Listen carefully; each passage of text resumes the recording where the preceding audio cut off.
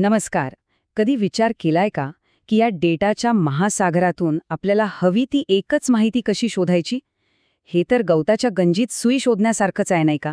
पण थांबा, SQL मध्ये ना एक असं जबरदस्त टूल आहे जे हे काम अगदी चुटकीसरशी सोपं करतं. जरा इथे बघा, डावीकडे काय दिसतंय? नुसता डेटाचा पसारा, सगळा गोंधळ. आणि आता उजवीकडे बघा, एकदम स्वच्छ, सरळ मार्ग. हा चमत्कार कोण करतं माहितीये? तो करतो SQLचा वेअर क्लॉज. तो अक्षरशः अनावश्यक कचरा बाजूला काढतो आणि आपल्याला हवं तेच, अगदी तेच समोर आणून ठेवतो. चला तर मग आपल्या या प्रवासाची सुरुवात करूया. सगळ्यात आधी हे समजून घेऊ की या डेटाच्या प्रचंड गर्दीतून नेमकी माहिती बाहेर काढण्यासाठी आपल्याला एखादा खास टूलची, एका साधनाची गरज नेमकी का लागते. तर मग हा वेअर क्लॉज आहे तरी काय? सोप्या भाषेत सांगायचं तर हा SQL मधला एक फिल्टर आहे. एक असा आदेश जो सगळ्या रेकॉर्ड्समधून जातो आणि आपण सांगितलेली अट म्हणजे कंडिशन, जे रेकॉर्ड्स पूर्ण करतात, फक्त आणि फक्त त्यांनाच बाहेर काढून आपल्याला दाखवतो. अगदी आपल्या चहाच्या गाळणीसारखं, फक्त ही आहे डेटाची चाळणी. ओके, मग आता उत्सुकता लागली असेल की ही डेटाची शक्तिशाली चाळणी किंवा हे मशीन नेमकं काम कसं करतं? चला बघूया.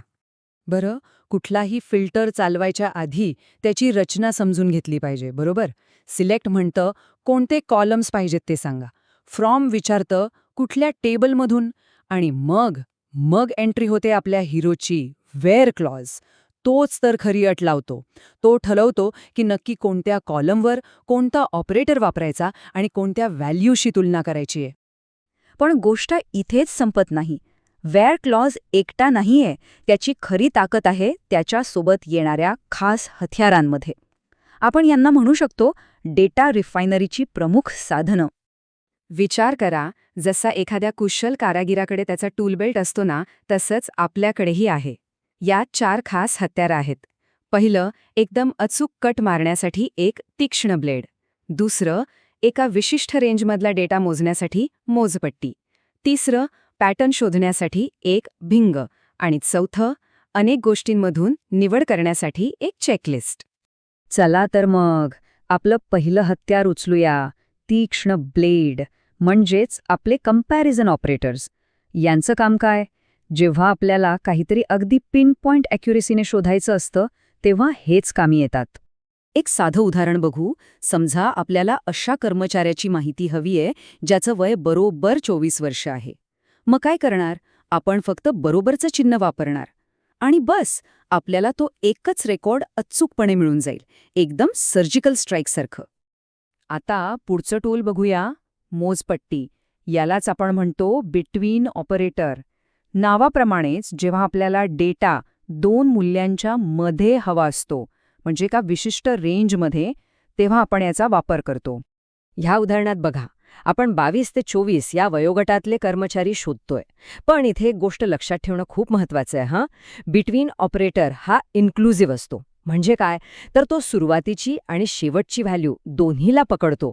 त्यामुळे आपल्याला इथे 22 आणि 24 वय असलेले कर्मचारी सुद्धा रिझल्टमध्ये दिसतील, हे विसरू नका. अच्छा, आता असे सिच्युएशन इमॅजिन करा की नक्की काय शोधायचंय हे पूर्णपणे माहीत नाहीये, पण त्याचा थोडा अंदाज आहे, एक पॅटर्न माहीत आहे. मग काय करणार? तेव्हा कामाला येतं आपलं तिसरं साधन, भिंग, म्हणजेच लाईक ऑपरेटर. आता या स्लाइडमधली खरी गंमत आहे पर्सेंटेजच्या चिन्हामध्ये. याला म्हणतात वाईल्ड कार्ड. हे जादूसारखं काम करतं. A% याचा सरळ सरळ अर्थ होतो असं काहीही जे एने सुरू होतं आणि त्यानंतर पुढे काहीही असो, कितीही अक्षरं असोत. त्यामुळे मग अमित पण सापडेल, अर्जुन पण सापडेल आणि आकाशसुद्धा. कमाल आहे ना? आणि आता आपल्या टूलबेल्टमधलं शेवटचं पण तितकंच महत्त्वाचं साधन, चेकलिस्ट, म्हणजेच इन ऑपरेटर. हे कधी वापरायचं? जेव्हा आपल्याकडे एक यादी असते आणि त्या यादीमधलं काहीही चालणार असतं, तेव्हा हे एकदम परफेक्ट आहे. इथे बघा, आपल्याला फक्त 21 किंवा 23 वय असलेले कर्मचारी हवेत. आता हेच लिहिण्यासाठी आपण एज इक्वल टू 21 और एज इक्वल टू 23 असं लांबचक लिहू शकलो असतो. पण त्याऐवजी इन ब्रॅकेट 21, 23 असं लिहिणं किती सोपं, स्वच्छ आणि वाचायला किती सोपं आहे, बरोबर ना? ठीक आहे, तर आता आपल्याकडे ही 4ही जबरदस्त साधनं आहेत, आपण ती ओळखली, पण फक्त साधनं असून भागत नाही. योग्य कामासाठी योग्य साधन निवडता येणं हे सगळ्यात महत्त्वाचं कौशल्य आहे. ही आकृती बघा, ही आपल्याला तोच निर्णय घ्यायला मदत करते. स्वतःला एक प्रश्न विचारा, माझा उद्देश काय आहे? उत्तर जर असेल की मला एकच, अगदी अचूक व्हॅल्यू हवी आहे, तर सरळ बरोबरचं चिन्ह वापरा. जर उत्तर असेल की मला एका रेंजमधला डेटा हवा आहे, तर डोळे झाकून बिटवीन वापरा. एखादा पॅटर्न शोधायचा असेल तर अर्थातच लाईक. आणि जर एक लिस्ट असेल आणि त्यापैकी काही शोधायचं असेल तर इन ऑपरेटर आहेच. पाहिलं किती सोपं आहे हे. आणि जेव्हा ही साधनं वापरायला येतात तेव्हा काय होतं माहितीये? तेव्हा डेटावर आपलं पूर्ण नियंत्रण येतं. आपण माहितीच्या महासागरात भरकटत नाही. उलट एका कुशल नाविकाप्रमाणे आपल्याला हवं तेच, नेमकं तेच शोधून काढता येतं. आणि ही स्लाईड तर समजा आपला खजिना आहे. हा एक मास्टर चार्ट आहे. याला एक चीट शीट म्हणून सेव्ह करून ठेवा. भविष्यात कधीही गरज लागली तर पटकन बघायला खूप उपयोगी पडेल. यात सगळे ऑपरेटर्स, त्यांचं काम आणि ते कधी वापरायचे हे सगळं एकाच ठिकाणी दिलेलं आहे. शेवटी हे चित्र बघा. आपण जी डेटा रिफायनरीची गोष्ट करत होतो ती इथे किती छान दाखवली आहे. कच्चा विस्कळीत डेटा आत जातो, आपले ऑपरेटर्स त्यावर प्रक्रिया करतात आणि बाहेर काय येतं? एकदम शुद्ध, मौल्यवान आणि कामाची माहिती. कच्च्या दगडाचं सोनं करण्यासारखं आहे. तर सगळ्यात महत्त्वाची गोष्ट काय? वेअर क्लॉज हा फक्त एक कमांड किंवा नियम नाहीये. ते एक असं शक्तिशाली साधन आहे जे आपल्याला या डेटाच्या जंजाळातून अर्थपूर्ण गोष्टी शोधून काढायला मदत करतं. ते आपल्याला डेटाशी बोलायला शिकवतं.